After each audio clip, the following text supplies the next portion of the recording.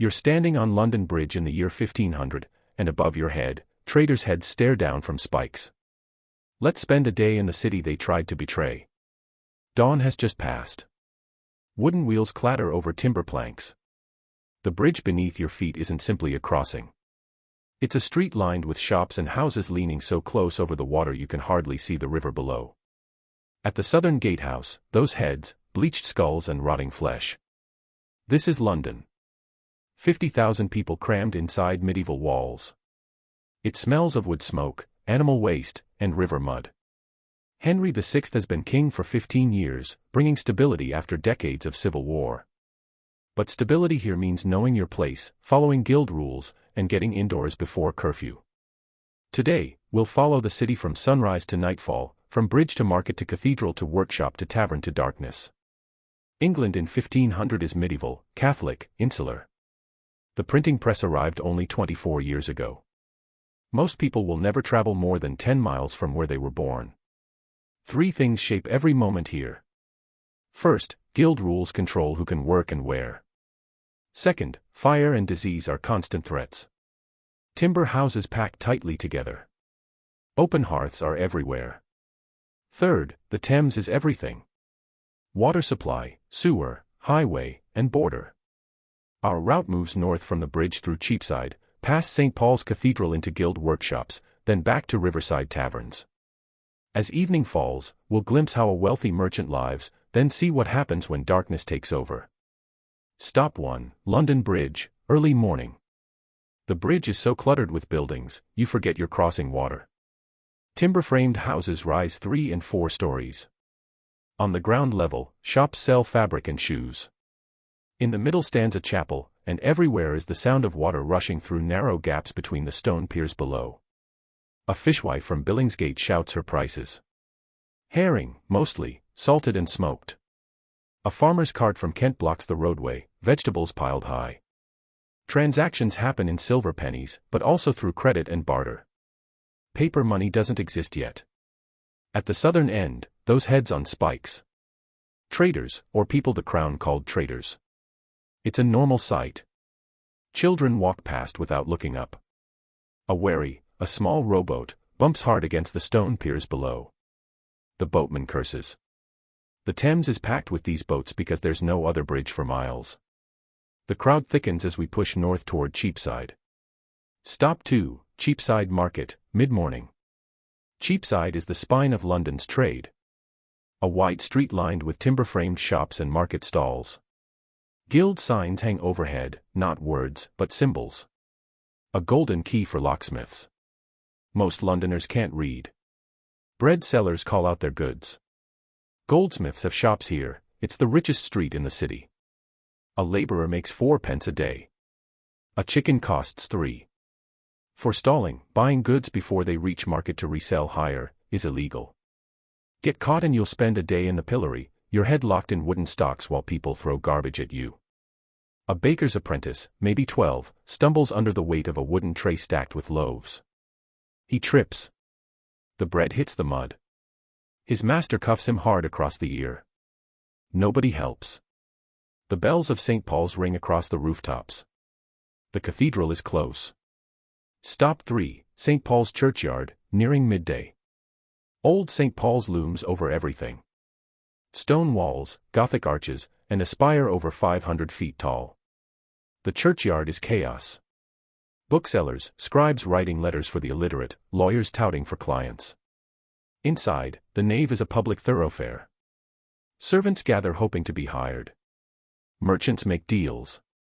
It's a sacred space, but also London's indoor street. Boys are playing dice on the cathedral steps. A priest shouts at them. They scatter, laughing. Noon.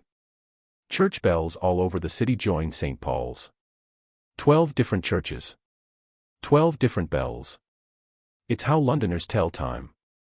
No public clocks, just bells. The guild halls are opening for afternoon business. Stop 4, Guild Hall and Workshops, afternoon. The Guild Hall is where London makes decisions that affect every tradesman. But the real work happens in side streets, tight lanes lined with workshops. A blacksmith's forge glows orange. The hammer rings steady. Sparks scatter onto straw. An apprentice rushes over and stamps them out. Fire is everyone's nightmare. Timber buildings, open flames, thatched roofs. Apprentices are everywhere.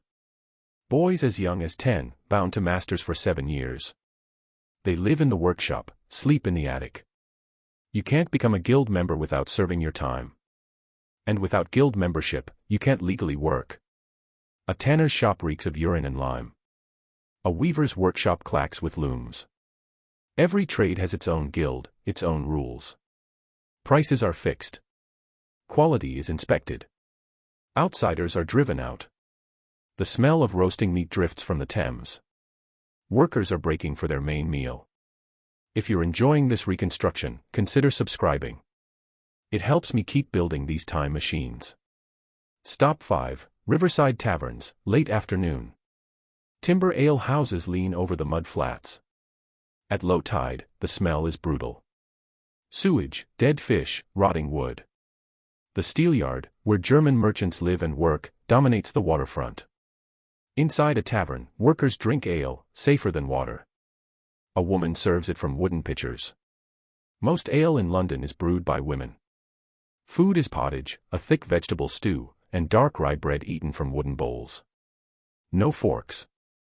Those won't be common for another century. 2 dock workers argue over dice. The tavern keeper steps between them before fists fly. Curfew is coming. When the bells ring, taverns close and city gates shut. After dark, you need a good reason to be on the streets. The sun is lower. The wealthy are heading indoors.